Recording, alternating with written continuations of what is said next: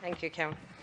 Minister, you made a statement today. You said that effectively that the carbon cost was €150 per tank of fuel of €60. Well, multiply that tenfold or even more for a truck. And it's wrong to say that that's all it's actually costing the person who fills the car, because the reality is there's a diesel rebate system that rebates the money back to the haulier. But because the floor isn't low enough, the haulier doesn't get it. Therefore, the €30 that the carbon is adding to the haulier, multiplied by 50, is €1,500 a year, and that's going to be passed back to the consumer.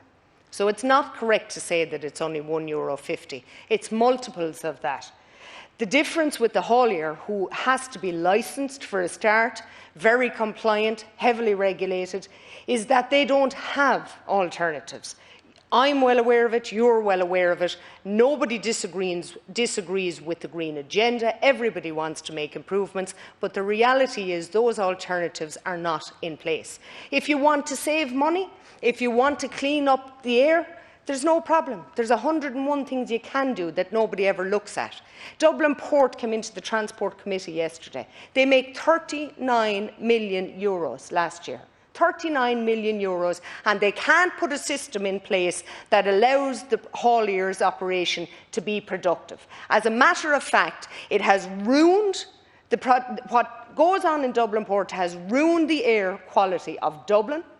It has halved the haulier's production. And there's a barrier at the Dublin Port Tunnel that expends 3,000 litres of fuel a day into Dublin's atmosphere, costing €1 a litre to the operators, and that barrier is unnecessary. The trucks are free to go through the port tunnel.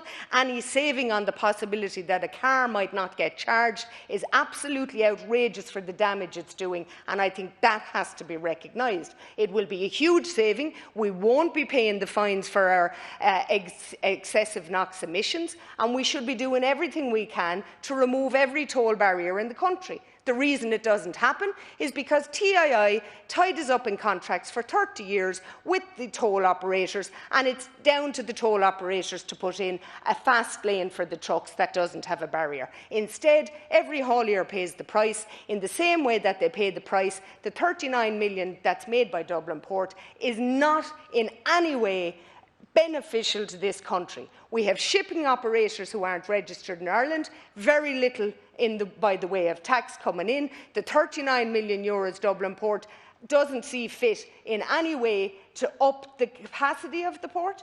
It is chock-a-block. They are greedy. We have 3 very, very large ports around the country that are not getting their portion of the business, and this has to stop.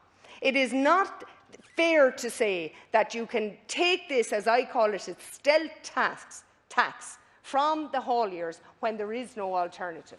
So in order to protect the consumer, it has to be said that you must lower the floor for the diesel rebate scheme, which is actually the essential user scheme, and give this money to the hauliers. It's the only thing that government gives them. Thank you, Kev Corrin. Thank you, Deputy.